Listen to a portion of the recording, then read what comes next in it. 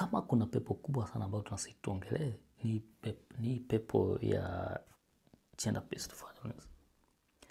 Hii pepo ya vita nyumbani, kwa ma towns, kwa ma cities, ni shida kubwa sana. Na hii ni kitu ambayo watu hawataki kuongelea. Ni kitu ambayo imeenda mizizi sana, iko na mizizi kubwa sana, imeenda huko chini, na watu hawataki kutoka kwa comfort zone waongelee juu ya hii shida. Najua kama umegrow kwa familia pale kwa kijiji, kuna vitu ambazo zinafanyika especially kwa familias, especially percentage kubwa sana ni kwa wamama.